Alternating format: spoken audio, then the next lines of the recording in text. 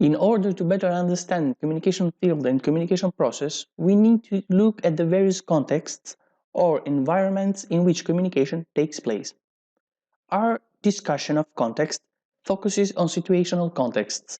To suggest that a context is situationally based means that the communication process is limited by a number of factors such as the number of people, the degree of space between interactants, the extent of feedback, and the available channels. There are mainly 7 communication contexts to consider: intrapersonal, interpersonal, small group, organizational, public rhetorical, mass media, and cultural one. Have you ever thought about how individuals perceive their own behavior? At the root of this thinking is the intrapersonal communication. Intrapersonal communication theorists study the role cognition plays in human behavior. Intrapersonal communication is communication with oneself.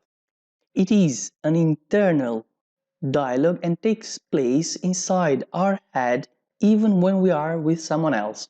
It is more repetitive than other communication, for we engage in it many times each day. We have an intrapersonal communication when we imagine, perceive, daydream, and solve problems in our head. However, it is much more than talking to oneself. It also includes the attributions you may make about one other person's behavior. For instance, you may wonder why your university colleague is always late at Monday morning classes. You may think that she is lazy and doesn't want to wake up early, or maybe that she worked late hours the night before. This is an internal dialogue and varies from one person to another. Interpersonal communication is different from other contexts because it allows communicators to make attributions about themselves. Actually, people do have the ability to assess themselves. From body image to work competencies, people are always making self-attributions. In more than one situation, we have thought about our strengths and shortcomings.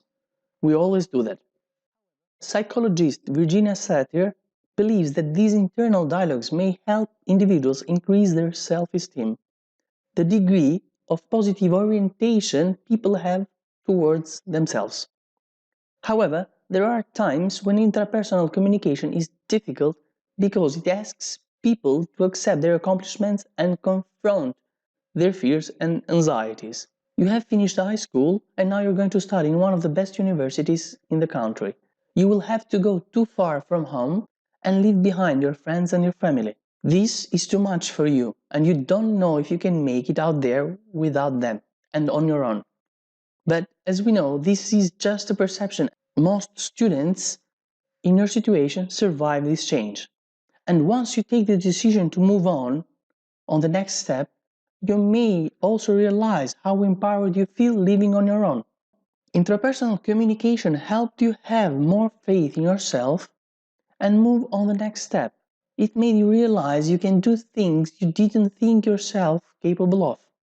Research in intrapersonal communication focuses on the cognitions, the symbols, and the intentions that people have. It studies the attributes towards specific behaviors and events such as dating, father-daughter relationships, dreaming, imagination, self-embarrassment, and motivation of business executives. If communication with oneself is continuous, the process may become either intentional or unintentional. We should keep in mind that intrapersonal communication is the core of a person's communication activities. That is why, without recognizing oneself, it is difficult to recognize another person.